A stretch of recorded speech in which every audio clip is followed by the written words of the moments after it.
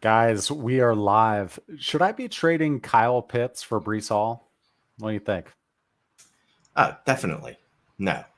What about Probably. in a 1.5 tight end premium? Yes, he's All gone. right. Yeah, no. Definitely hold on to Kyle Pitts there, but probably Breece Hall. Breece Hall is worth more right now. Get the Breece Hall side. It's like asking Shane to pick between his children here. Yeah, exactly. On one day, I heard some flipping and flopping there. Yeah, one day he's pissed at one, he'll take the other. Then the next week, I'll switch him back. So, yeah, I mean, the fact that it's even a debate when we valued Breece Hall and Kyle Pitts so differently, like even 3 weeks ago. Maybe Shane did it because he was the first Breece Hall fan ever. Maybe. Yeah. Science. I think I'd still lean Pitts simply because A, running back, B, the allure of the advantage for Kyle Pitts still exists, that it's going to be impossible for Breece Hall ever to replicate that at the running back position. So I think that's the kicker. But the fact that you could probably make that trade, like, I think it's a legitimate debate. So great start to the show. Like, well, I mean, legit. Would you have traded Kyle Pitts to get Jonathan Taylor 3 weeks ago? Well, you wouldn't have. Would the common man woman have done that though? Maybe. Yeah, maybe. maybe. I mean, he was going before Pitts oftentimes in startups, right? Well, guess what? Breece Hall is the new Jonathan Taylor, baby. Yeah, and we'll get more in depth on the RBs. We're going to be dropping a show here in probably a day or two on the rookie RBs, so we'll touch on it some, but we don't want to completely spill the beans here. So if you're watching this on replay, what we're doing is just a debrief on week 5. We're going to talk about the dynasty implications, all of the fantasy relevant people, and yeah, just laugh with Shane. So enjoy. If you want to bail because you don't like live streams for whatever reason, bail to our channel. We've got some stuff on there that we think you'll like. So, all right, let's get into another question here. This one is in the chat from Jacob. 12-team Superflex, start 9, tight end premium, half PPR, CMC, Brian Robinson, and Tanyan for Kenneth Walker III and a late 23 first. Oh, yeah. I'm taking the Kenny Walker in the 23 first, please. Yeah, I mean, it is a start 9, so I'm a little hesitant to give up the best player in the trade. But, yeah, this is one of those process over players. And you're getting off a running back that is, a high ankle sprain from being basically poison to the community. So as much as he's playing well now, he's a top 5 running back on the season. Yeah, I'm okay with this. Yeah, so let's go back a little bit. Our 2023 conversation that we had with Ray, it was an awesome little mock draft there. We're like a week removed from that. Where's your head on 23 picks? What's the market been like on 23 picks for you the past week or so? I think I don't want to say it's souring, but I think people are starting to realize maybe where the class is going to end up a little more so than what they did in April or May. And especially, we didn't probably do any favors by doing that mock draft and our reactions when we were making the picks from Apparently 106 and beyond. We all made this face. Oh, yeah. Well, and I want to address that because I did it on the mock stream, but we didn't really have time to give a lot of context because we were trying to get through the 2 rounds. I think there's uncertainty because there isn't just an obvious 10, 11, 12 players that everybody's going to desire, right? So when you get to those picks, you're going like, oh, I don't feel great about this player at the 108. The difference is there is going to be a player that is a Garrett Wilson type profile at the 108 next year compared to the 103 or 104 this year. The class is deep and there is going to be more good profiles than 2022. We know there's going to be quarterbacks. We know there's going to be more running backs.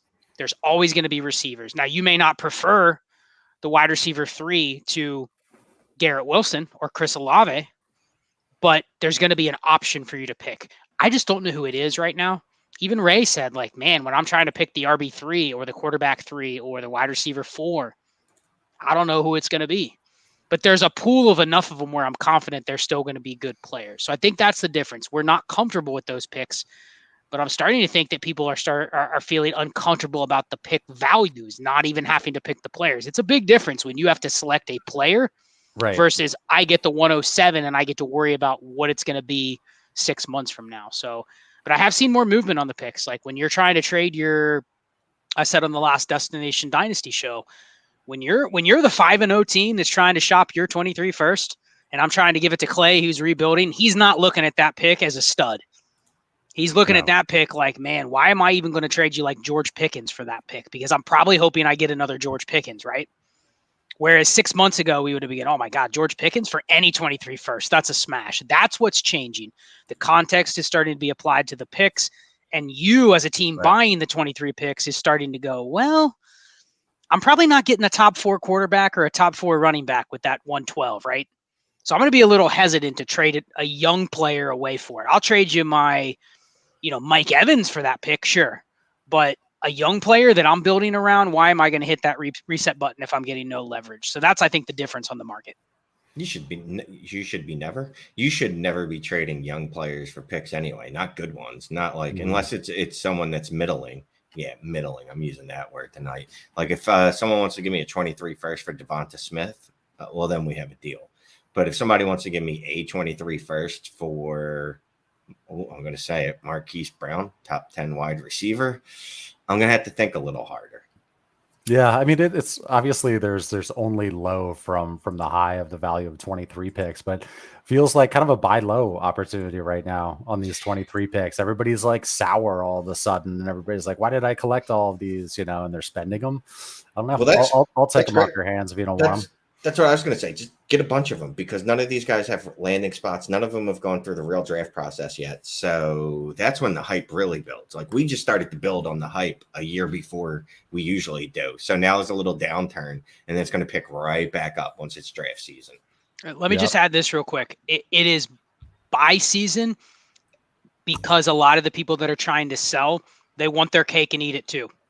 They want to buy a guy that's 23, 24 years old because they acknowledge, hey, if I know I'm going to have to pick the wide receiver 5 at the 111, how can I get, Garrett Wilson instead? And the tanking teams or the rebuilding teams are going, no, I'm not going to bail you out. I'm not going to basically give you a year worth of free information on a player when I'm going to kind of get a similar player next year. So I think that's the difference is I have not quite seen the teams in the league that are going, all right, I'm all in. I'll buy your 29, 30-year-old players. I'll buy your 27-year-old running backs. I'll buy your Aaron Joneses, those types for 23 first. Those players are still below the 23 first threshold. The players that the teams that are selling picks right now are going, man, can I buy like young guys that I can alleviate my risk but still get my value of the 23 first? And I haven't seen that market shift. So I think it's, someone put Kamara in the chat.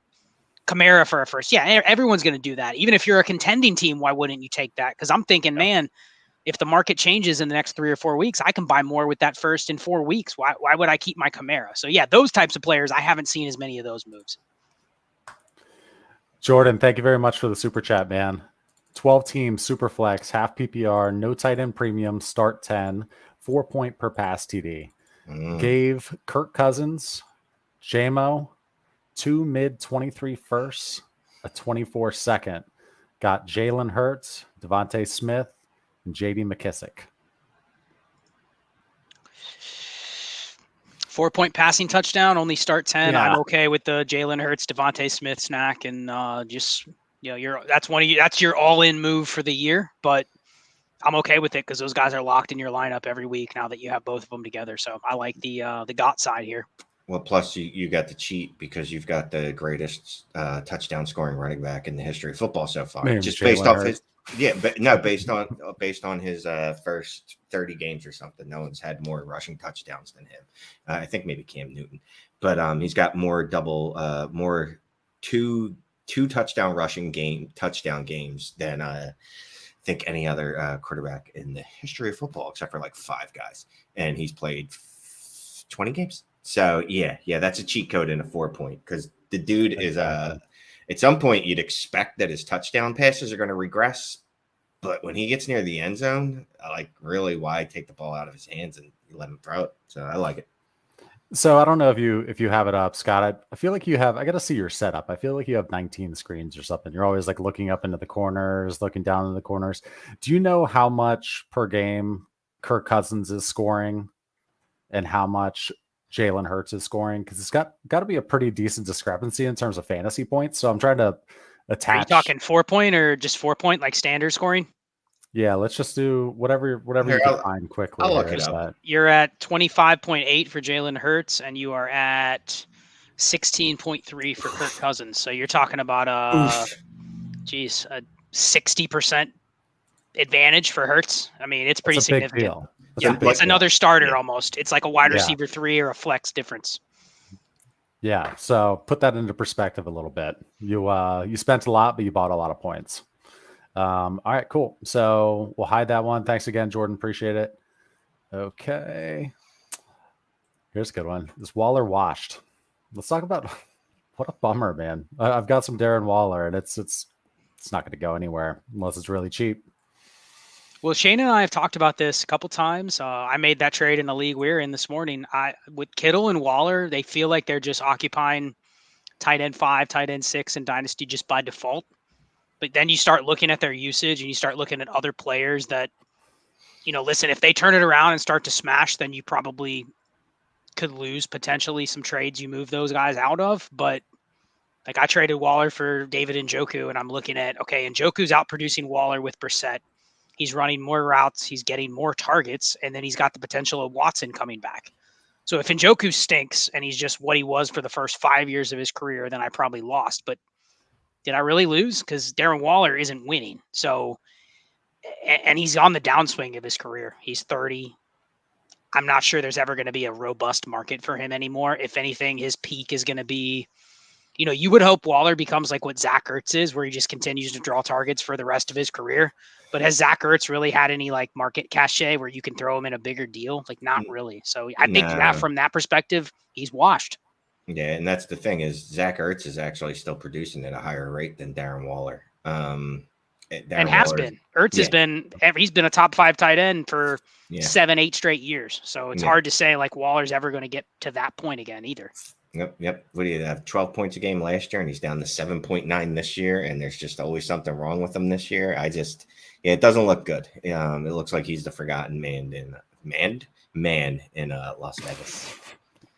Yeah, no, it's pretty gross. All right, we'll get to another super chat here. Thank you very much, Buck.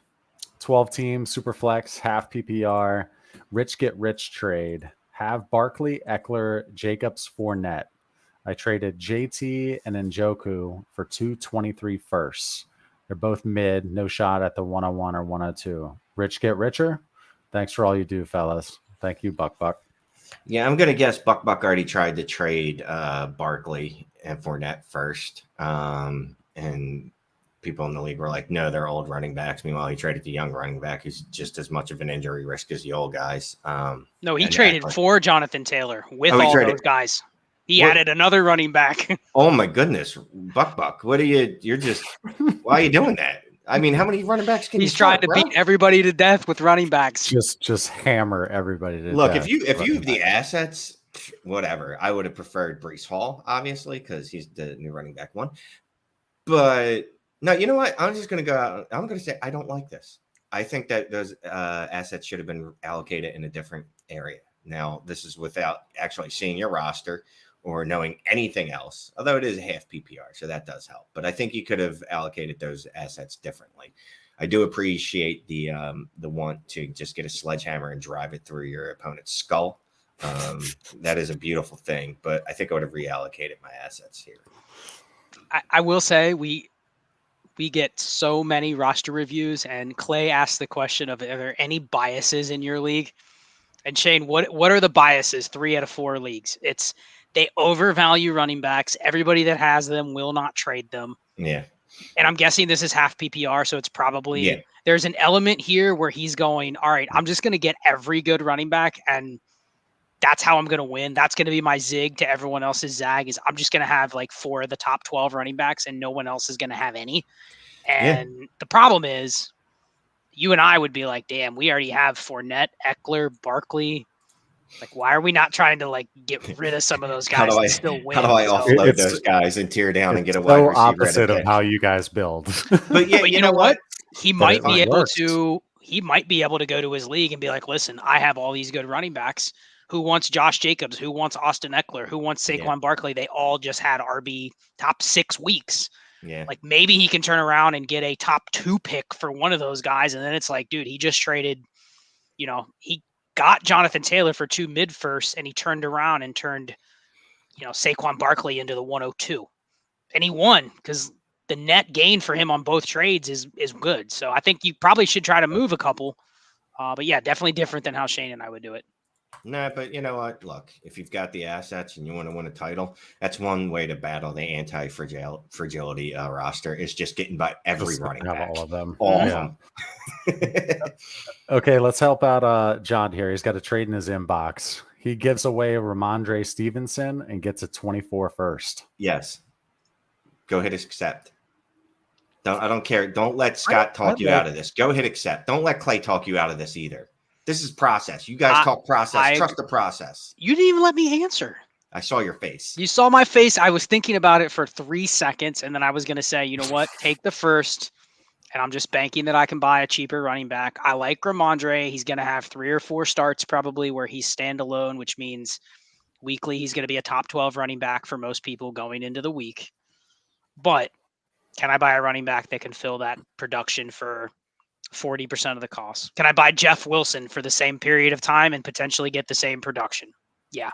So yes, process, Shane. So do it, John. They say, yeah, I like Ramondre too, man. We talked about him a little bit at the end of the RB show we just recorded, so you'll hear some of that as well. Okay, move that one there. Mr. Wonderful, you were wonderful as always. Thank you for the super chat. 10 team, Superflex, PPR, start 11. Give Russell Wilson a top 3 2023 first. Get Joe Burrow. He's got 7 23 firsts. Watson, Chase, T. Higgins, Judy, London, Pitts. Would you add more to this if need be to get the deal done? If so, how much? It's a 10 team, so our thoughts on quarterbacks relative to 12 team and 10 team. He does have Chase and Higgins, so that is an incentive to get Burrow. Yeah, it's costly, but I mean, look at his roster, and he's got 7 firsts, and it's only a start 11. So I mean, there's going to be some overkill here. I would love to not have to give up. Can I give Jerry Jeudy and my latest first instead of the 103 or 104? I'd rather do that. Give the guy with Russell Wilson, try to convince him he's getting the Jeudy Russell Wilson stack, which you're trading dog shit thus far. But if push came to shove and this was like one of my all-in moves, I still have the 6 firsts. I assume he has a couple other early firsts in there. He's got 7 out of 10, so he's gonna by math, he's gonna have a couple good ones. So I'm okay with it. Yeah, you've got the assets to do it. It's better than chasing the quarterback in the draft. We both think Bryce Young's going to be good, right? We both think CJ Stroud could be really good. Will Levis could be good. These are all could be's. We know what Joe Burrow is. Like, he might not be elite, but he's a QB1, and he's certainly significantly better than this version of Russ Wilson. Yep. And if you're listening and you're curious as to, we're always saying start 9, start 10, start 11. Just to reiterate, we are always talking about how many starters you have each week, not including kicker and defense. So let's say you have 11 players / defense that you start every week, but one of them is a kicker and a defense. We're not including that. So those 11, that's actually a start 9 as far as we're concerned. Shane doesn't think that kickers and defenses even should be able to vote. I don't think they exist. They shouldn't even. Yeah, they don't. Yeah, I don't think they're real things. Yeah. So Shane called them defs on the roster review. They're defs. What's that def doing down there? Yeah. And whenever it's IDP, I don't understand why they're giving us player names in pounds. That's weird. But anyhow. So let's we've got a couple more super chats, but we're gonna pop over to a non-super chat here real quick. Whoops, that wasn't the one I was gonna do. Sorry, Steven, if you're like, oh, there's mine. What do I do with Swift? Okay, so you can try to trade him for T. Higgins, CD Lamb, AJ Brown. Breece Hall window's already closed on you. Sorry, buddy. but no one's going to do that because I think what I read yesterday, he's out till like week 7 is what they were talking about. He might. I mean, they're on a bye, so right. Yeah, technically he is out till week 7 because that's the earliest he could come back. But yeah. Yeah. Okay. So, I mean, shop him for that. And if no one's willing to pay that, then you put him back in your pocket and you go, all right, he's going to have one of those games where he has 8 receptions for 60 yards and a touchdown and, 15 carries for 30 yards. And his numbers look great. And then I'll trade him then. I actually am kind of on the let's buy some DeAndre Swift because I think his values fall into a point where let's acknowledge this. He has, in his range of outcomes, he has Alvin Kamara, Austin Eckler, Aaron Jones. He has those top 5 ceilings every year until he's, kind of fading away. So let's say 3 more years. This year and 2 more years is going to be kind of like his window. He's got that efficiency upside with his receiving that very few guys offer. So if you can trade, I don't know, can you trade Ken Walker and a mid-second to get DeAndre Swift? I'm still okay doing that. I'm okay trading. Like, can I trade Nick Chubb and get DeAndre Swift plus? Like, I'm doing deals like that and trying to exploit the fact that people are out on him because he's injured. But really, all I care about is those spike weeks. Look at the first couple games he had this year. He can put up 23 plus points in a given week, and he doesn't need more than 10 to 12 carries at most to do it. That's the running backs I'm chasing. Those are the ones I'm willing to kind of buy into when the market's down. If it's the Nick Chubb types, I don't care how many they're scoring a week. Like, I never feel comfortable spending to get those guys. So I would actually buy Swift if he's RB 6, 7, 8, 9, 10 prices. Like, can I add a first to a fledgling Najee Harris, who I'm not even sure is a top 12 running back in Dynasty anymore? Like, can I get out of Najee Harris and a late first for Swift? I would actually do that if it's not point per carry. So interesting. Okay, let's go to another one here. So let's go to Ari. Hey bros, thanks for the roster review. Thank you for the super chat, man. I have old and bad QBs. I had no 23 second or first. I ended up trading Breece and McLaurin for Olave, 2 23 seconds, and a 24 first. Continued. Is there another? I didn't see the continued. Uh-oh. Let's find the continued. That might be key. Oh wait. Did you find it? There you go. Then I traded Jamar Chase, CeeDee Lamb, and Stafford for Justin Herbert, Rashad Bateman, and a 24 second. I need this on a spreadsheet. This is a lot going on. So, okay, then I traded Jamar Chase, CeeDee Lamb, Stafford for Herbert and Bateman. Okay, so look at that. And then traded Breece and McLaurin. So he traded a lot of good players, but he did get a bunch of assets back. We would need this on a spreadsheet. We're just going to assume that Scott and Shane gave you good good ideas on your roster review. I vaguely remember it, but I'll just say this. On teams where you have, to be honest with him, he violated one of the main rule that Shane and I talk about. And when you're blowing up a team or you're making big trades like this, I'm not a fan of trading CeeDee Lamb and Jamar Chase in the same deal. Yeah. Now, if I have to, fine. Like, I get it. The person probably came with Justin Herbert and was like, all right, I need more than Jamar Chase to move Justin Herbert. But sometimes when people are making these big trades, it's like, all right, you need to kind of blow up your roster, or you need to reform your roster construction. But why are you trading 5 pieces for 5 pieces?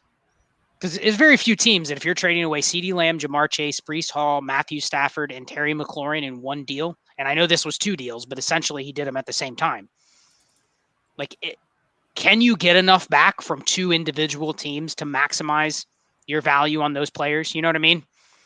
So I'm just not a fan of making a trade like that. But if that's what it took to get Justin Herbert, I'm fine with it. And then you kind of just gonna have to build your team back up through the skill players over the next 2 years, because Herbert's still going to be around in 2 years. So I'm okay with it.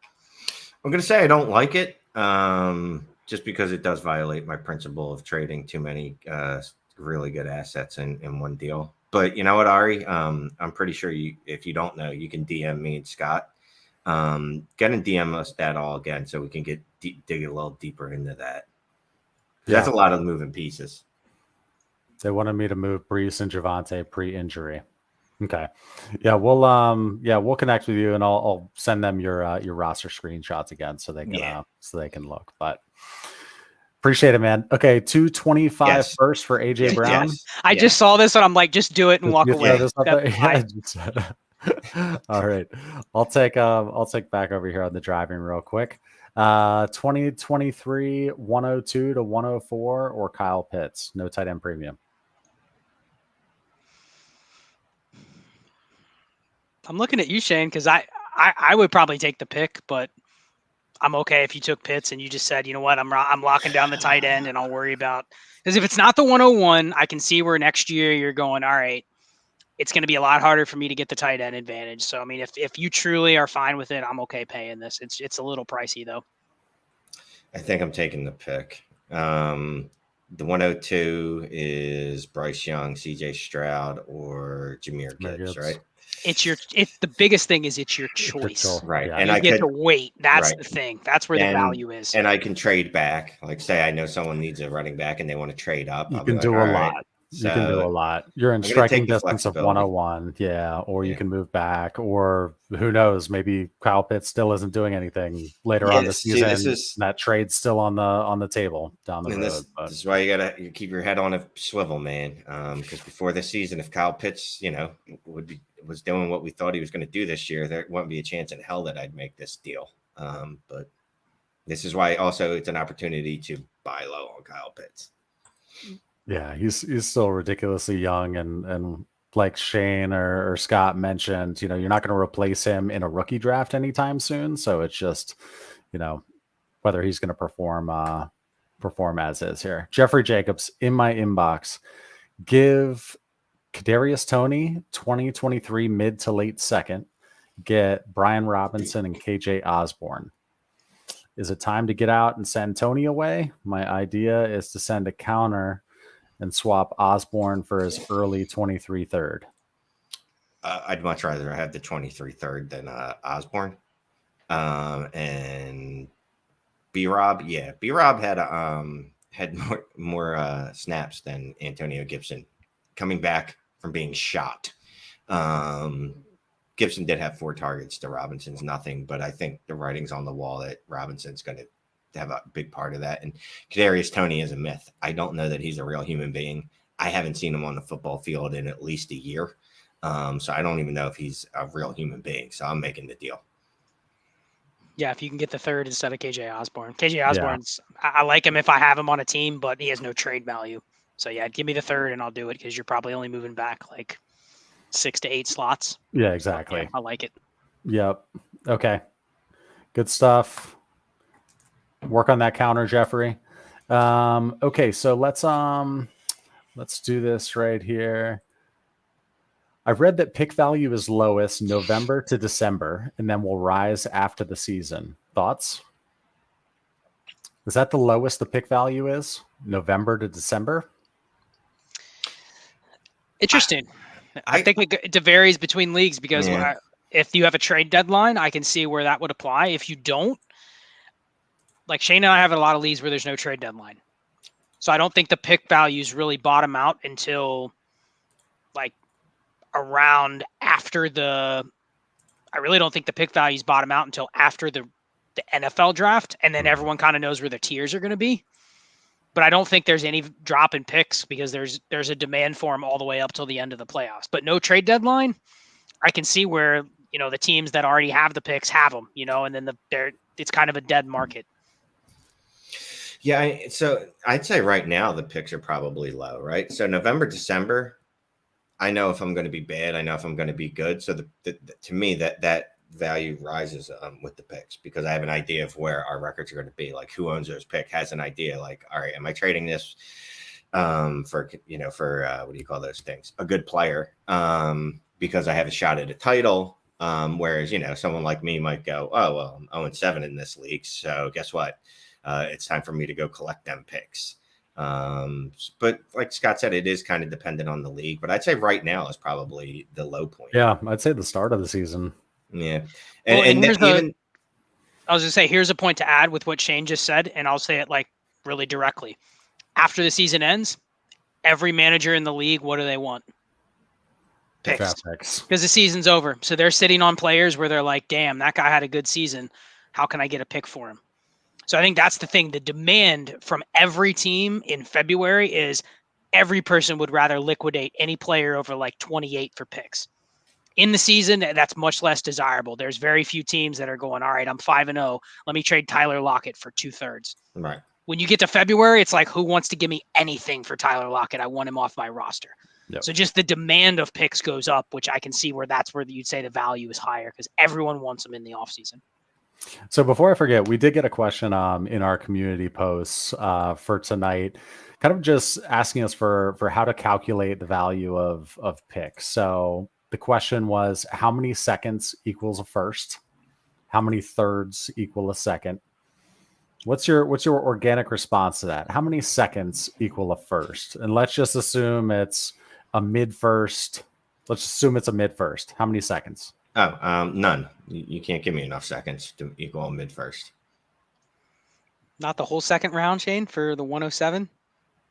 That's not mid. That's late. That is mid. The whole second round for the 107. Let's see. So 2-9, 210. Nobody 211, actually has the whole 212. second round. Hold on. Let me do the math. 209, 210, 212.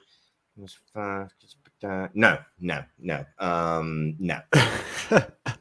For a second there, I was like, wait, is Shane doing math? And then it's like, no, what the hell am I like? Even thinking No, he's just that he wasting might be everybody's doing math? time with He's just hand wasting gestures time and counting his saying finger. no. But here's the thing.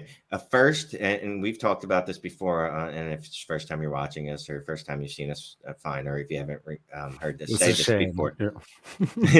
But like just the psychology of the 1 versus the 2. The 112 is infinitely more valuable than the 201, even though they are separated by nothing. Literally just a made up divisible line, right? Just a line right there. But there's really no real difference, right? So when people say things to you like, well, it's basically a first. Technically, they're true if it's the 201. You're like, yeah, well, basically it is, but it's still not because it doesn't say 1 in front of it. But that's why people say things like that in offers. They go, well, it's basically a first because they want to trick your brain to go, yeah, he's right. That's really the 114, not the 202. So all that to say, no, I'm not taking a bunch of seconds for a mid first. Yeah, I think when you get to there, I'll just say this. There is going to be a large tier. And if I had to guess right now, it's going to be somewhere like 108, 109 to like 203, 205. So if you can get multiples in that range, I'm okay doing it. Once you start getting higher, I think you're losing some of the leverage of waiting and see where the tiers break. You don't want to be the one that trades away that 105 for the 111 and the 202, thinking you're getting 2 for 1. And then there's 5 studs in the class. And you're like, damn it, there's no way I could trade up on the clock or a week before the rookie draft anything close to what it would have cost or what I traded back for 6 months ago. So I think it historically, and Jordan McNamara has this in Analytics of Dynasty, talks about like the historical warp value of draft picks. When you're trading away like the late first for the early second and the mid second, like that's almost always a win for the team getting the 2 picks. But not when you're talking, man, that's a non-playoff pick. Like don't trade that back for seconds. That's where you're taking a big risk. What about so it is different. What about thirds for seconds? What if I give you 2 early thirds and a late third for a 208? I do that. Yeah. This is where we start getting in the all right. I'd rather have 5 shots in the third round than 1 shot or 2 shots in the second round, the end of the second round. And it's largely because we're probably taking running backs there. Yeah. So give me 3 for 1 most likely instead of like if there's a receiver that's there at the 209, it's probably the wide receiver 11 in the class and it's a 3rd round pick. So at that point, like if I can get 3 running backs that were in the Brian Robinson's Zamir White range, like I'll just take that 3 versus the 1. So I do think that's a big difference. Getting multiple thirds for a second is way more ideal than it would be doing the first to seconds. Balls is life. Balls is life. And just to this point, right, there's a reason that stores and retailers price things like this, $9.99 versus $10, because in your mind, there is a difference, even though it's 1 penny. Your mind doesn't see that 1 penny difference. It sees that $1 difference. And it's the same thing with first round versus second round picks. Yep. Mr. Wonderful. You're wonderful again. Inbox trade. Let's see. It's a 10-team Superflex PPR start 11. Give a top 3 23 first, a late 23 first, Drake London, and a 23 second. Get Justin Jefferson. Nope, too much. No. Now, if this was start 9, I could talk myself into it. Even then, I'd have problems with it. But in a start 11, like, I don't want to say London can be Jefferson, but he can be Jefferson adjacent. People have been using that word a lot lately. I just wanted to use it. And then that top 3 pick, and then that late first. Nah, there's too much I can do with that. I think it's the late first too expensive, at least. I mean, I could see maybe Drake London in a top 3, 23 first, and then the second, whatever for Jefferson, but that feels like Can a you late. give Judy instead of the first? Yeah. Maybe. Too much. Don't do it. Too much. Yeah.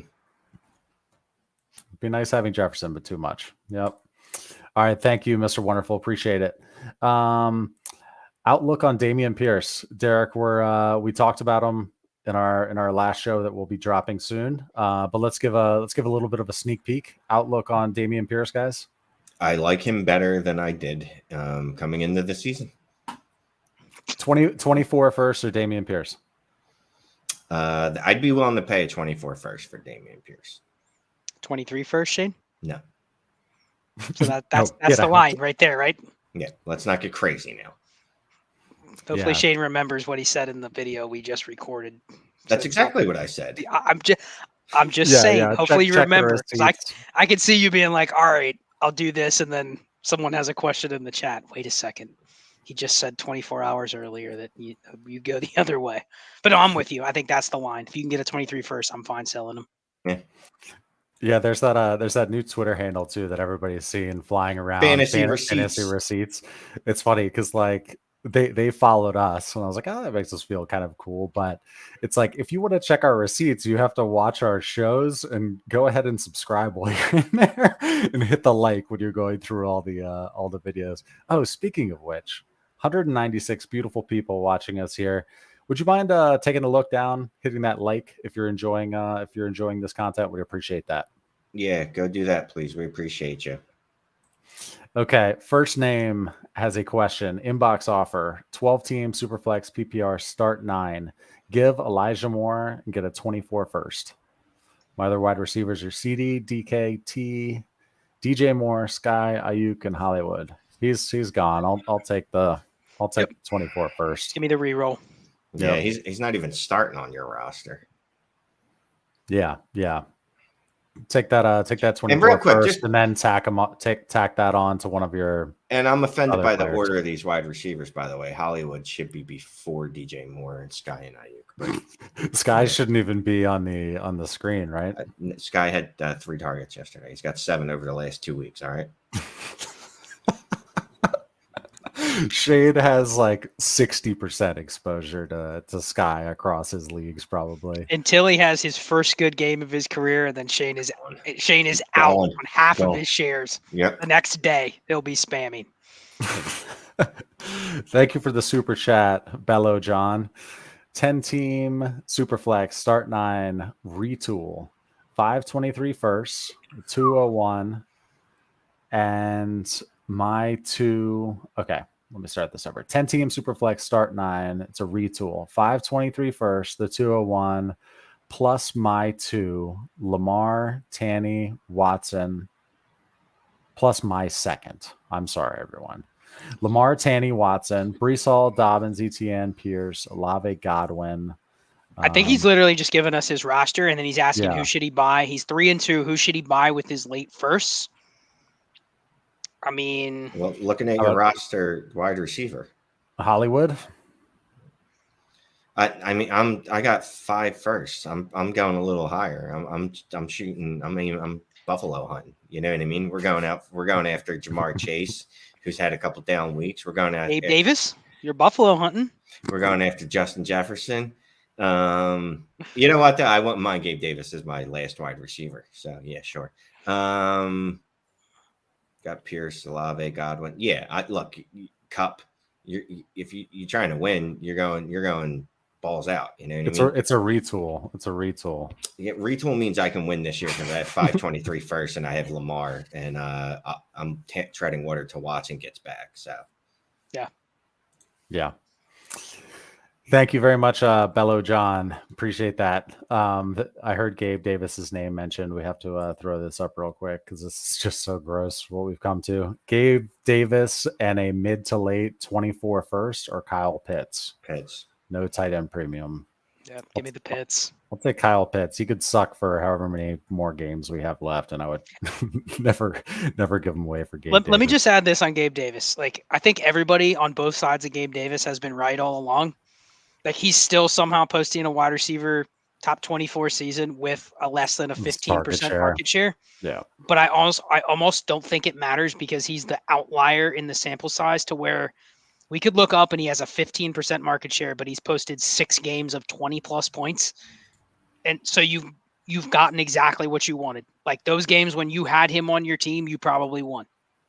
And you're getting that for, the price that he's still going for right now. So I think the market share people are right, but the people that are in on Gabe Davis are right. So yeah. Take the first though. Yeah. And I just want to put up this chat. And that's where I've come on Gabe Davis. Like, look, he's not consistent. He doesn't demand a ton of targets, but clearly the targets he gets are going to be valuable because every time a deep pass is thrown to him, someone falls down. He's a healthier Will Fuller when he was with Deshaun Watson. Yeah. It's like that's what he is. It's the Nick Foles year when he had 27 touchdowns and 3 interceptions. Everything's breaking right. Like, he's just blessed that way. So look, the problem is I'm not paying up to get him. But I want to bring up this. We missed a super chat, by the way. No, we haven't. Yeah. Get to it yet. There we go. Matt's. Yep. Thanks, Matt. 12-team PPR 1 QB league traded before the season Mahomes and Waller for 323 firsts.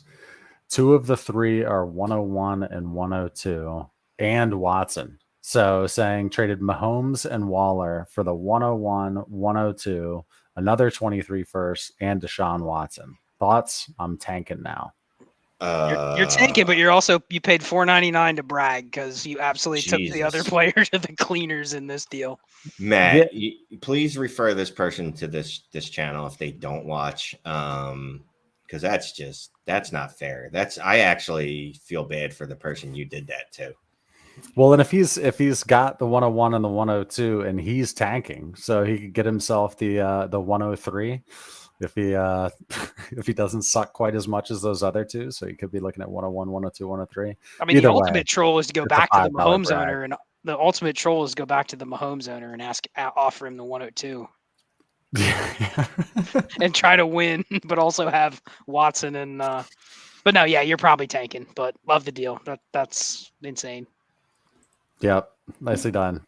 Okay, let's we've got another super chat here from Weston, 12-team Superflex PPR. I have a guy's first, and he wants to rebuild.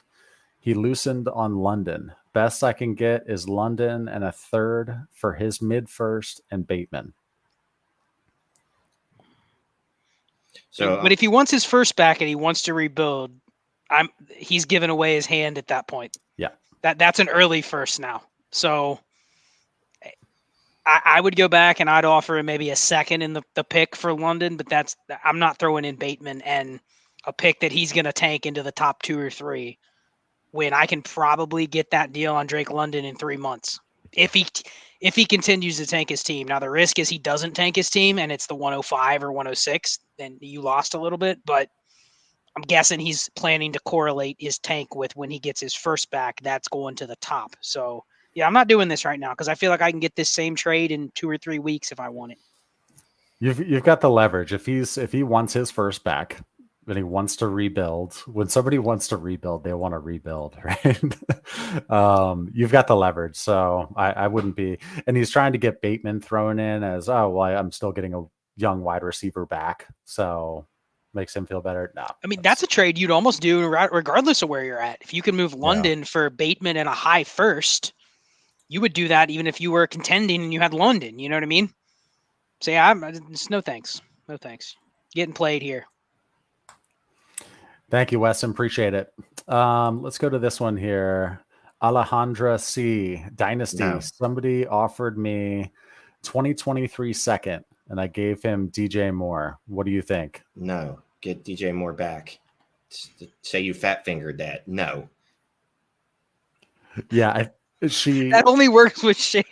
Because it's true. He accidentally accepted it. Oops. He wasn't paying attention. No, hopefully she didn't already do this trade and was just, she meant give instead of gave. Not past tense, meaning she already took the deal and got the second. Because I still would buy DJ Moore for a second, but you never know. Like, we could go down in 3 years and he could be in the same spot he is right now. And if he was, he'd still be worth a second. Yeah. Because he's a wide receiver too. And as much as I make fun of wide receiver twos, okay, well, not right now. He's not. He's a wide receiver right now. You can't start him right now. But, you know, look, it can't get worse than Baker, right? Sam Darnold's there. PJ Walker's there. One of them's going to get in there. Yep. Okay. We've got a couple more super chats that we have to address, and then we'll be getting. Thank you for your generosity, all the super chatters. We don't want to answer just super chats, but we have to do them as we get them. You know, Shane needs his iced coffee tomorrow morning, or we need editing time. Yeah. Okay, Paul, thank you very much. Trade Elijah Moore and 2 mid to late 23 firsts for DK and T. I would do it. Yeah, I'm okay with that. Hold on. I'm still looking. Yeah. It's a good time to buy DK because his price just keeps rising because apparently he can ball with Geno Smith. Who would have thought? I would have. That's me. I would have thought that. Shane never lost faith. Everyone else has been out on DK, and he just slowly. If you've started, the problem is a lot of people with DK haven't probably started him from the beginning, and now they're trying to start him. So yeah, I'm with you. Thank you, Paul. Appreciate it. Let's get to the next one here. Brian, thank you very much. Start 10, 2 quarterback, 2 tight end. The rest is flex. Okay, 6 flexes. It's a 0.25 point per carry. So every running back carry, it's an extra 0.25, which is a large point per carry. Full PPR for running backs. So it's tiered PPR, 1.25 for wide receivers, yes. 2 for tight end. Give Pickett, Claypool, a likely early 23 first, a mid 23 first, and a mid to late 23 first. Get Kyler, London, Dubs, and Christian Kirk. Yeah, so 3 first, Pickett and Claypool. For Kyler, yes. London, yes. Dubs and Christian Kirk. Yeah, yes. I will do this. Yeah, this is exactly how you use the hype of your picks to your advantage because you're getting off of. I mean, I like Claypool just like to collect, but I really don't want to buy. Like if I can use him to trade in a trade and someone else actually counts that as value they're getting, then great. But yeah, you basically, this is how you make a big move. I love it. But it's great deal, Brian. Definitely, but it is a 0.25 point per carry, and it's giving away 3 23 firsts. The early first, I mean, here's the thing: is it point per carry for quarterbacks too? If it is, then it's easily. If not, you're still getting the big advantage within a 2 QB from Pickett to Kyler. I can see what the other team is targeting here. He's probably going, I'm going to draft every running back in the class and just beat you that way because it's 0.25 point per carry. I can see that, but I mean, he got a haul. He got a lot of points. Yeah. And it's give and get, so he hasn't done it yet. Good, accept. Yeah, I mean, with this much context, it's still probably the get side, but yeah.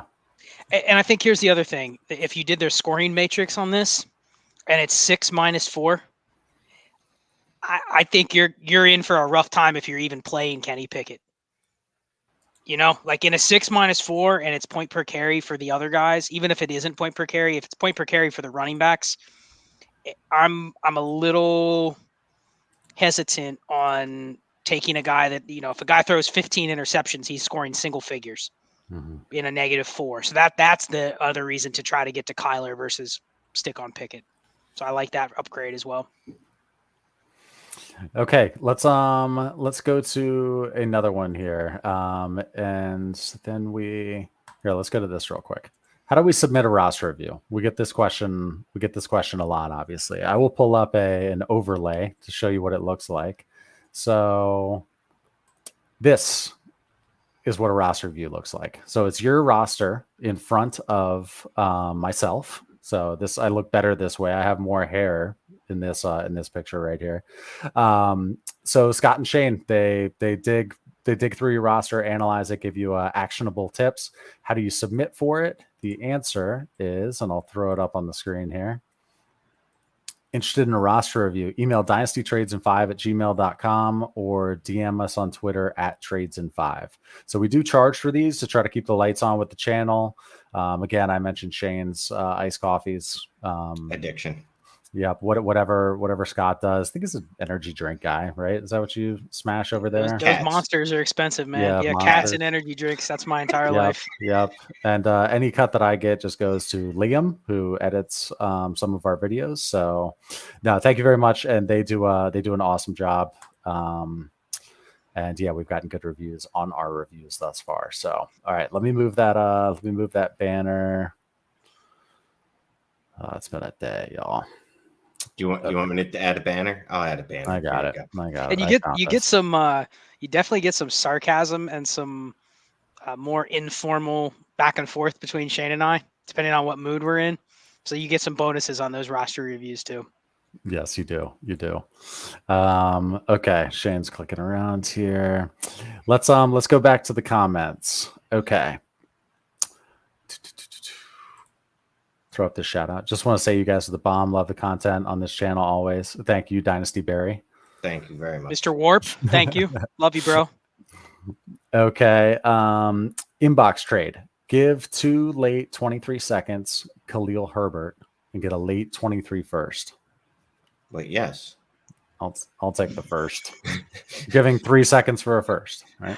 I mean, Khalil Herbert, when he's not playing, is no longer a second rounder. Just so you know, David Montgomery played 72% of the snaps this past week and outrushed him. I believe it was 12-4.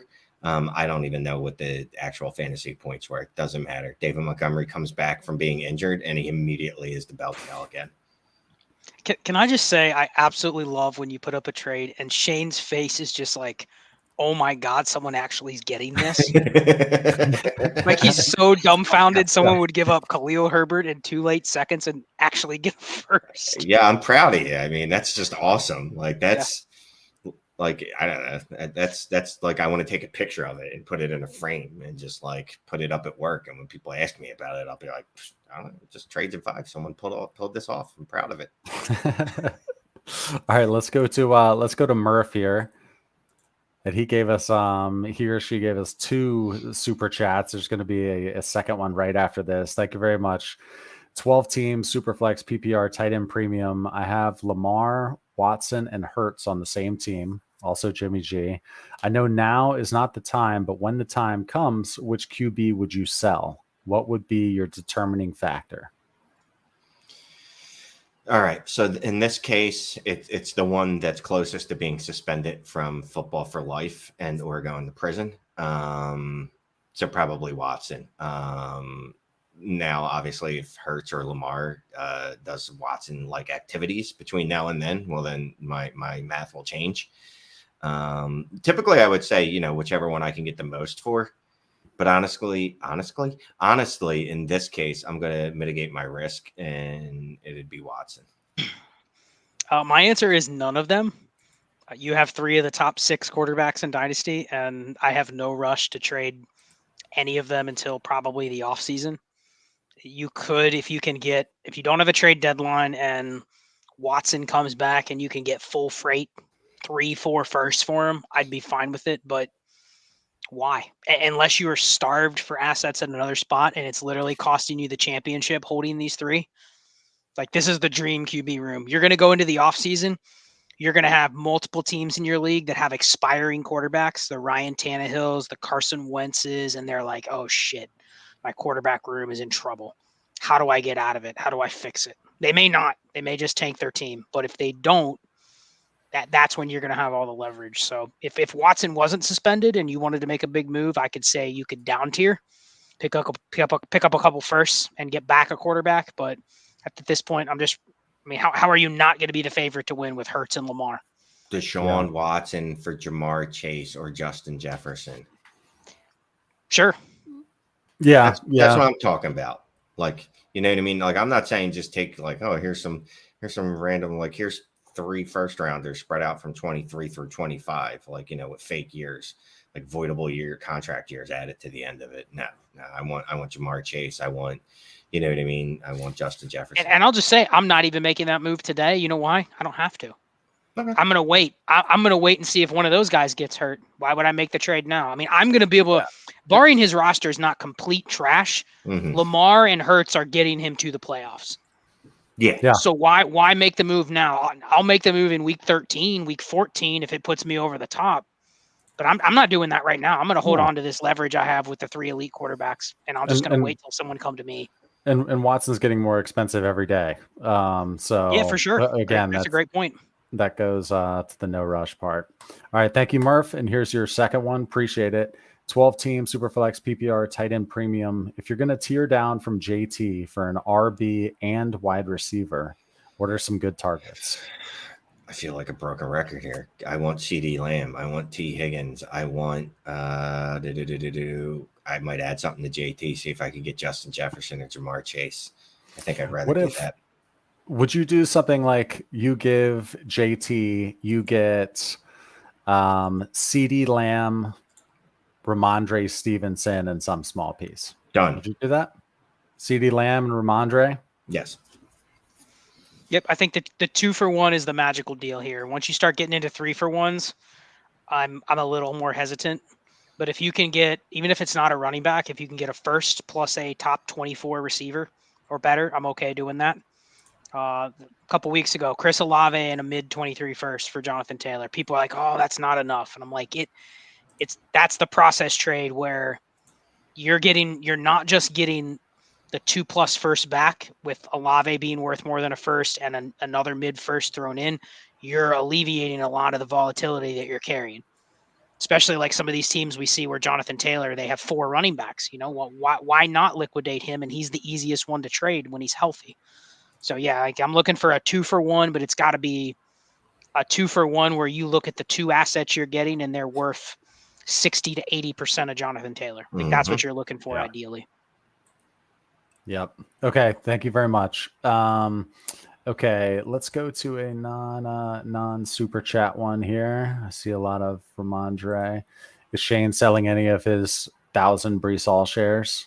Yeah. Shane, do you want to just share one of your recent Breece Hall trades? Have you moved him? I've sent him every league I'm in. I've offered him for Kyler Murray in one league. I've offered him for CD Lamb in a first. I've offered him for a couple firsts, 23 and 24 in leagues where I need some stupendous help. And the picks look like they're going to be high in 23. So the short version of this is, yes, it's a good time to try to sell high on Breece Hall. Now I'll see if anything comes to fruition. A lot of people that I'm playing with, unfortunately, hate running backs as well. But this is the life we live, and we just got to keep trying, right? Yep. Okay. All right. And don't forget to watch our video when it drops when we talk about Breece Hall, Damien Pierce, and Ken Walker III. Yeah, it's gonna be a good one. It's gonna be a good one. Okay. Just offered Najee Palmer and a 24 third for the 2023 101. Good luck, Shane. If you get that, take the rest of the week off. We'll I'll write a note. This Shane will talk to your boss. Yeah. You just send them my way. I'll come up with some. I'll tell him you have Ebola. It's no big deal. You'll be fine. We'll come up with something. Something very dramatic for you that you'll have to explain in the workplace when you get back. Good luck. Good luck. That would be a win. Najee, guys, is he a RB1? Scott, I know you said you're not even sure anymore. Is he just like, are you out for a late 23 first? Yeah. What is he? What is he?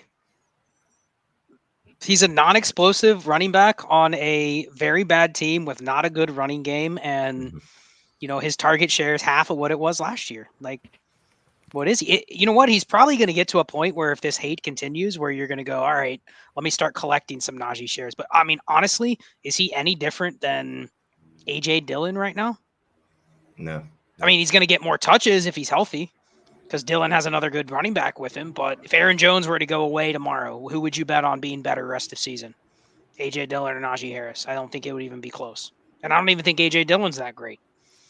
But he's just it's just one of those guys where he's going to be in the top 12 running backs by default because he's only in his third year and he's going to be less than 25 years old. And the rest of the running back landscape is all guys 26 and older. But I mean, truthfully, what would you rather have, Kenneth Walker in a second or Najee Harris? Kenneth Walker. It's not even close. Most people would just give me the free second, right? Dude, I'd take Saquon, Eckler, Bark. Oh, wait, that's the same guy. Christian McCaffrey. Obviously, JT, Breece Hall. I think I'd take Ken Walker straight up over him at this point. If I could trade Najee for ETN in a piece, definitely doing it. Yeah. Yeah. Okay. Let me. I'll just show these up real quick. The roster reviews are elite. Highly recommend. Thank you. Facebook Disruptor Charlie, the roster reviews are great. I was mine 3 times in 2 days. I watched mine 3 times in 2 days and cracked up twice.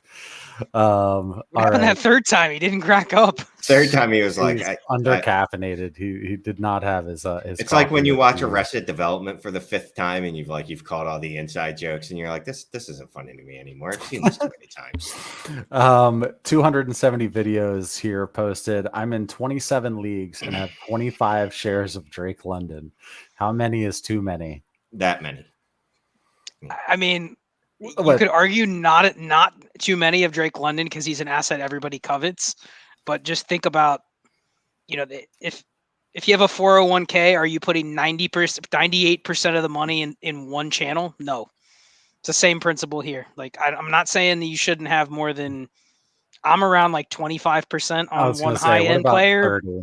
Yeah. But I can also loosen that if I'm getting good deals on high-end players, right? Like I'm willing to go up to 30-40%, but damn, 25 out of 27, you're at like 95% here.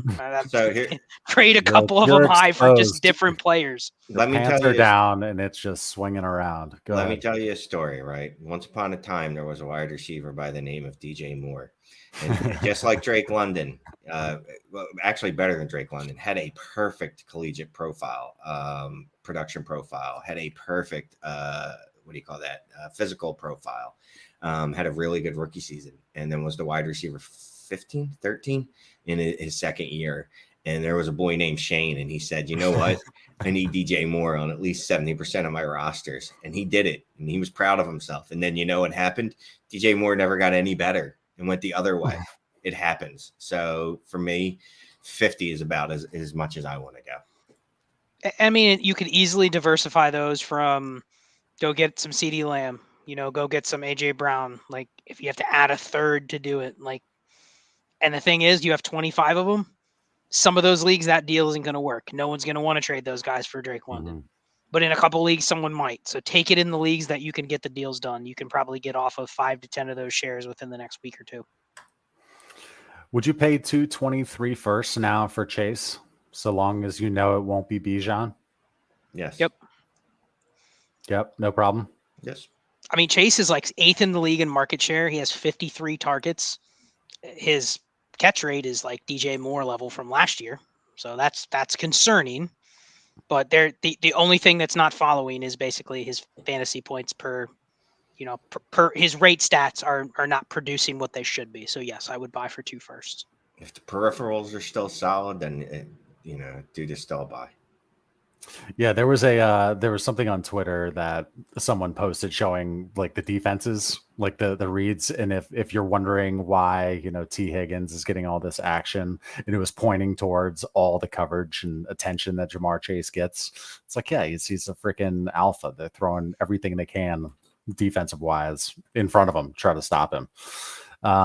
Okay, let's see here. Let's hide that one. Is JT still? Flowosaurus, 12 team, 1 PPR, start 9. Waste fab on guys like PJ Walker and Tevin Coleman. Seems like 1 week starters, but barely startable. If you're starting PJ Walker in a start 9, You got problems. yeah. I mean, I guess you could to try to block somebody and just be a complete asshole, but that's the only reason. If it's just to block and put an honest bid out there, okay, fine. But mostly I would just wait. Tevin Coleman's available in like 90% of leagues, or at least a lot of my leagues I'm looking at. He's still out there. None. I'm good. I don't want him. I'm picking them both up, and I'm trying to trade Trying them to move for a third or fourth. Yeah. No, I'm not third. I'm not that. I don't have that delusion of grandeur. But if I could get a fourth, I'll take fourths for them. Okay, Debo plus an early 23 second to get Brian Robinson, a mid 23 first, and a mid 23 third. So Debo and an early 23 second, or B-Rob, a mid 23 first and a third. So really, I mean, this is Debo in an early second for a mid 23 first. As much as I like B-Rob, I don't expect him to be, well, actually that important to this deal. I could go either way. Debo's one of those guys I was fence sitting on 2023 picks. I know he only had 2 targets the other night, but I got to believe that's going to change. I could go either way, but I'd lean the 23 first.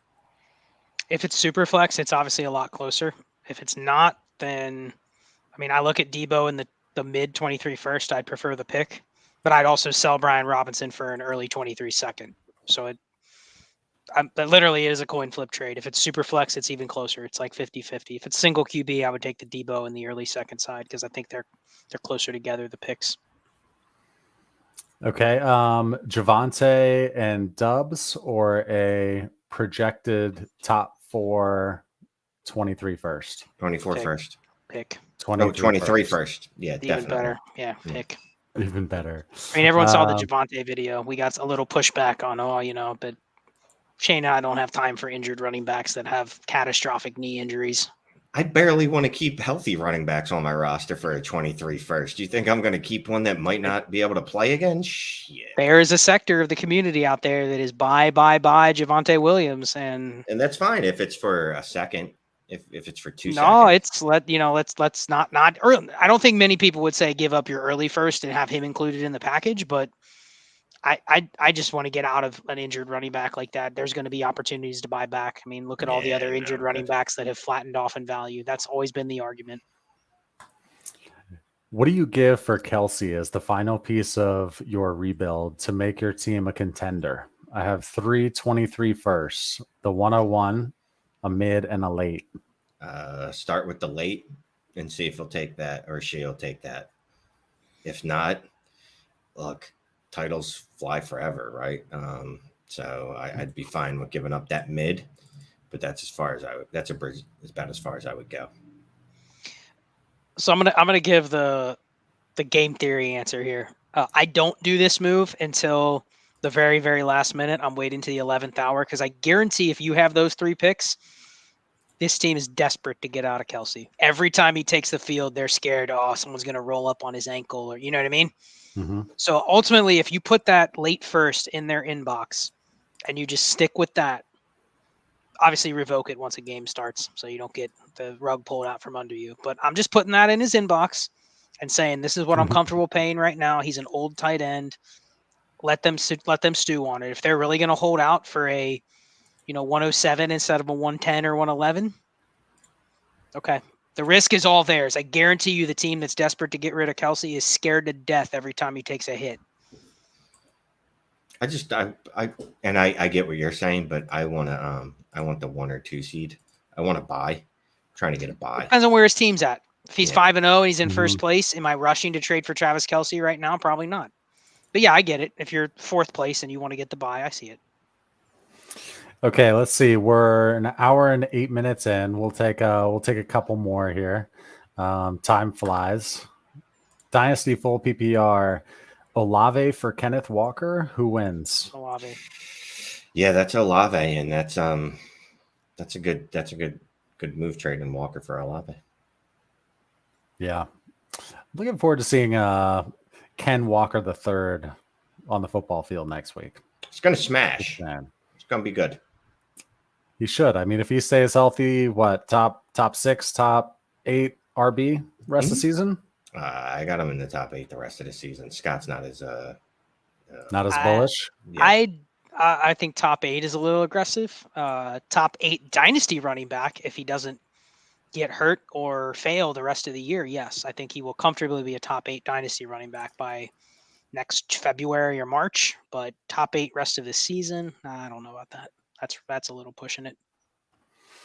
Okay, this one I don't have a bubble for, but I'm just looking at the community posts here.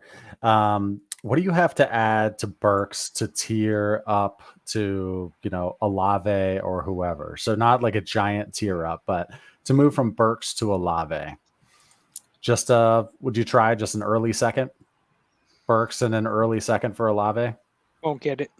Won't get it done, but I'm not willing to pay much more than that. Yeah, that's the thing is, like, if you're going to do that, you're paying the tax because your guy's on injured reserve and the other one is startable.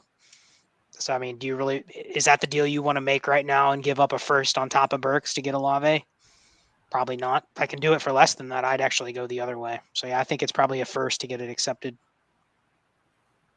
Hey, I got a real trade that I just made. Ooh. Please share.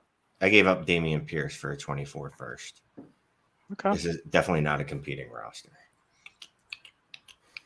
Okay. Look at that. Shane taking advantage of the fact that he's the host of the show. Otherwise, he would have had to gone through the channels and hoped we picked his comment out of the list. You're skipping the kids in line, Shane. Yeah. Son of a bitch. All right. Let's been following Scott, Caleb. Been following Scott for 4 years. How did I never notice the Bengals hat? Who day? I don't know, Caleb. I wear some Bengals swag from here and there. Bengals and Wildcats. Okay. This one started, and I just have to pull it up because it's hilarious. Eno Benjamin isn't exactly the hottest name we've talked about tonight. But what are your thoughts on him? He's available in my Dynasty league, but I'd have to drop Josh Palmer to get him. Not a super savvy league, but 5 out of 10 managers really sharp. If it's that shallow, I'm fine doing it because you're much more likely to start Eno Benjamin. If it's a shallow league like that, I'm fine dropping the wide receiver. So yeah, I would. What's our thoughts on Eno Benjamin? I think he's a handcuff that's probably got a good opportunity over the next week or two, depending on Connor's injury. But he's a handcuff. He's also the kind of guy, like, if he were to get hurt, he immediately just goes like in the proverbial trash can, like Shane talks about. Yeah. So like if he were to get hurt, he gets cut. I mean, that's how much value he has. He's valuable because you might be able to start him, and that's it. But yeah, and that's the thing is you're probably going to get a chance to start him because James Conner is doing James Conner-like things where every part of his body hurts. And whichever Williams they have one of them. He's still on the IR. Well, they have Darrell Williams, and he got hurt. Darrell. And Jonathan Ward got hurt. So it's it might be hurt. just Keontae Ingram and Eno Benjamin, and Keontae's not been active. So yeah, I mean, he's got a chance for a spot start. Yeah. That's what you're chasing. And for whatever it's worth, Eno got all the run after James Conner went down last week. Yeah. Okay. Let's go to we'll do 3 more. Okay. Roman, 12-team Superflex, traded my likely pretty early 23 first, Olave and Claypool. I receive Jamar Chase and Gallup. Yes. So Gallup and Claypool, they can almost wash each other out. I'd definitely rather have Gallup. But if you want to say those are just extra spare pieces and they're kind of wide receiver 4 tier players, that you can cancel them out. It's interesting. Like, listen, if this is a top 2 or 3 pick, I can see where you go, all right, you're betting against Chase being a consistent top 5 receiver. If he's just a top 10 receiver, I think you can probably get close to that with Olave. Maybe not top 15, but maybe wide receiver 2 with Olave. It's closer than maybe what you think, but yeah, if that's the 105, then you crush the trade if you got Chase. So I think it really just depends on what is early 23 first. He says pretty early, so maybe it's more of a 104, 105. So yeah, I'd take the Jamar and Gallup side. Okay, let's move that one here. I love it. This is a very underrated Dynasty show. I 1000% agree. Me too. Totally agree. Tell all your friends, family, children. maybe not kids, because I don't know if I'm family friendly, but tell everyone else. You're safe. You're safe for ads. When I submit the ratings, when I'm publishing these shows, it's like Shane is safe enough still. Yeah, nice. Okay. Anything wrong with having Chase, Higgins, and Boyd all on the same dynasty roster? Not really. Only because they don't really compete with each other. Like Boyd is a backup unless one of those guys is out, and he still has gotten his lunch money stolen this year by Hayden Hurst. So yeah, I'm fine with Chase. I have Chase and Higgins on like 3 or 4 teams together, and those are teams I'm just like, let me just go get Burrow and go all in. Exactly. So yeah, I don't have an issue with this. Nope. I like it. The only thing is, and maybe I'd move off of Boyd if Boyd is somehow getting in my starting lineup, only because I would like a shot at another offense on there. But I have teams where I have Chase and Higgins, and I could care less. I think it's a beautiful thing. Yeah, you love looking at it. Well, that's a good point. If it's a start 12 or start 13, yeah, I would try to move Boyd for literally any other receiver that's in a similar tier for a different offense. If it's a start 10, you're never starting the 3 together unless you're just absolutely decimated or desperate. So in that case, it doesn't really matter one way or the other. Yep. Okay, and we'll go to the last question here from James. You guys just finished his roster review, I believe. Any strategies for trading handcuff RBs? For example, trading Madison to a Cook owner. You just name the strategy. Trade them high when the market wants them. Buy them when you need them and no other times. And always be willing to trade from your excess if you're in an active league. That's my best advice. Because we talk all the time about, I can buy these running backs if I have a third, if I have a second. Like, you got to read your league. That's not true in every league. There's leagues that I'm in where I've tried to buy filler running backs and everyone goes, oh, Scott needs a running back. I'm not going to trade him one. But there's 80% of the leagues. I mean, how many leagues did you guys see people trying to peddle Mike Boone last week for picks? Yeah. Jamal Williams in the last 2 weeks. Yeah, me too. Of course. But I go to set my lineup and I go, all right, is Mike Boone in my lineup in this week? No. So let me try to get a third. The idea is there's 3 or 4 other managers in that league that play the same way. 2 weeks from now, I have an extra third. They may have the running back I need. And so that's how you transact. So I'm literally, we're with backup running backs or handcuffs, we are literally playing a weekly game with them. If you need them, I'm fine buying them. If you have excess ones and other people will buy, take the picks. I like it. We can end on there. I don't need to chime in with some mumbling on my end. Guys, that's it for tonight. We will be dropping that rookie RB show here within a couple days. Thank you very much to everyone who's joined. We've got a bunch of eyeballs still in here. If you could just double check that you hit that thumbs up. It's the easiest way to help out our little channel here. 432 eyeballs, assuming everyone has 2 eyes. Let's not assume that, okay? Let's not assume that. All right. Any words, boys? Besides, thank you to our awesome subs here. No, I mean, great turnout for a Tuesday night. Got a lot of good questions. Definitely, I think that I'll just leave it with this. One thing, my goal for this week in a lot of my teams is to look at my all play record, to look at my potential points. If I'm stuck in the middle, I think those are the teams. I talked about that on Destination Dynasty. Those are the teams you really have to determine. Do you want to move your picks? Do you want to buy? Do you want to sell? If you're trending towards the bottom, but you're not at the bottom, I've found a couple teams where I'm at the 104 or 105 in potential points. Like, how do I get rid of points off those teams? I'm looking at those rosters and I'm going, man, I'm 2-3, but I'm 4th lowest in potential points. Why am I still rostering, guys like Devin Duvernay or Corey Davis? They're just hurting me.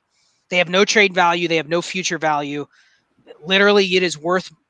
Would you trade one of those guys to move from the 104 to the 103 in the rookie draft? You'd give them away for free, right? Yep. So literally, like, send them out for a 24 4th if it means being able to move up a draft slot or 2. But you got to do that now. Like, don't even worry about I don't want to trade Devin Duvernay unless I get a third. It's like, okay, but you're actually hurting yourself down the road. Maybe you're losing a draft slot or 2 in the 1st and 2nd round if you have both of your picks in the first 2 rounds. So just think about that and get rid of some of those points and do it before everybody else does. Shane, you're clicking around, I'm not aggressively clicking around. Sorry. Lots of things going on. I was listening to Scott. No, I'm just going to say, sure you were. It's good time to buy low on players, right? Kyler Murray's not crushing it. He's not terrible. He's not Russell Wilson. Get him. Jamar Chase, his points aren't there right now, but his peripherals are fine. Christian Kirk, after 3 good weeks, had a couple down weeks. So just look for players like that you think you can buy low. Not Najee Harris, though, because he's not good. Oh, that's a problem. Yeah. All right. Thanks, everyone. Appreciate it. We'll see you soon. Appreciate you. Later. Good luck, everybody. Good luck.